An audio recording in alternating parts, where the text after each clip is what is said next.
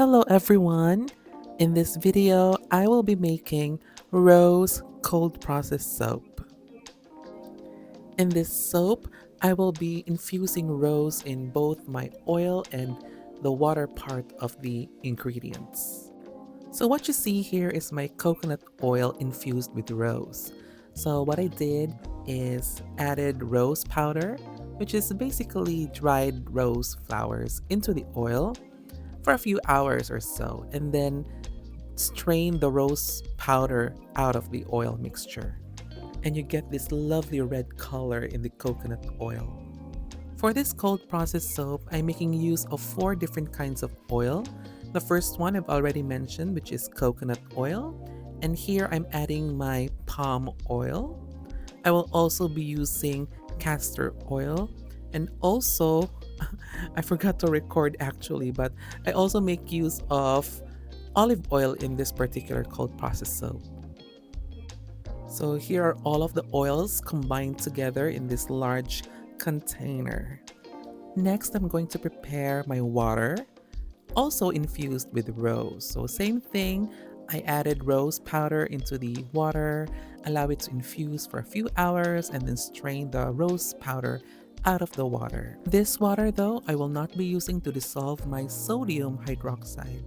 Speaking of which, here is my sodium hydroxide measured out. If you're working with this one, please ensure you are following safety procedures such as wearing gloves, wearing goggles, being in a ventilated area, all that jazz. Simply dissolving sodium hydroxide into water produces a lot of heat, and sodium hydroxide itself is corrosive and can cause damage, especially to your eyes. You don't want that to happen. I didn't record me dissolving sodium hydroxide into water because I felt like having a camera set up next to me would actually be a hazard because it potentially could fall down or whatnot. So I just opted to work safely. But here's the sodium hydroxide dissolved in water. I split the water needed for this recipe into 2 parts. One part I infused with rose, and the other part I used to dissolve my sodium hydroxide. I avoided combining the rose infused water with a lye solution because I feel like the sodium hydroxide could degrade some components in the rose infusion. I'm not entirely sure, but I'm just reducing that risk. At this point, I added my sodium lactate into the lye solution. This is an additive that will help make the soaps harder and also make unmolding easier. And now I am adding my kaolin clay into the lye solution. The kaolin clay helps impart that silky feel of the soap on your skin. It feels really luxurious. I really love adding this into the soap. So yeah. And now I'm using this mixer to disperse the kaolin clay in the solution to remove all of those clumps because we don't want those in our soap. Next, I'm going to prepare and weigh out my fragrance for this soap because we want our soap to smell nice. I am using, of course, because it's a rose themed soap, so I'm using Red Rose's fragrance. And oh my gosh, it smells just like roses.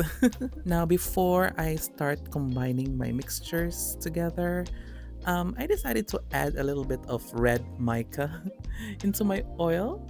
I'm just hoping that the soap at the end would look red because when you make these soaps, sometimes the resulting color is not really what you planned.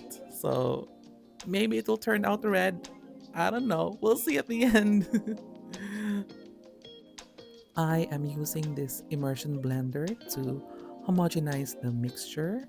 It is pretty much advised to make use of an immersion blender for soap making. So I'm adding in my rose infused water into the rose infused oil now. No lye solution just yet, but I opted to homogenize first the oil and water.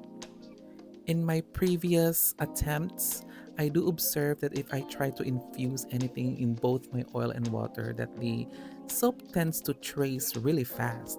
Tracing is when the soap mixture starts to thicken and become viscous.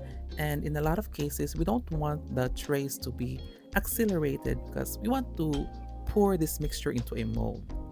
That's why I'm adding the rose infused water first before the lye solution. This milky mixture is just the oil and water together. And now I'm adding the lye into the mixture. And now you will see a color change due to the addition of the sodium hydroxide that will start the saponification process. In this particular case, you actually observe multiple color changes. So you notice it started changing color into a deep red, becoming somewhat of a brown, and now it's starting to lighten up in color. In my eyes, it kind of looks like light red, orange, brownish color, something like that. You don't see in this video because of the framing, but I am constantly checking the viscosity of the mixture by lifting up my immersion blender, and if it starts to form peaks on top of the mixture, that means it's already ready to pour into the mold. And I have to really watch out for that sign of trace because once it starts to thicken up, it really thickens up quite fast. That if you're too late, pouring it into the mold is quite impossible and it's just no good. I don't have time to set up my camera to record my pouring of the soap into the mold, but here it is. Despite adding red mica, the soap does not look red. So I'm not really hopeful that this is going to end up looking red in color, but who knows? Maybe I'll be surprised tomorrow. I'm gonna leave this overnight and check again tomorrow morning. Time skip to morning, and here are the soaps. Okay, first things first. There are some sweats forming on the surface of the soap. That's typical for a lot of soaps, especially in a place like mine where it is quite humid.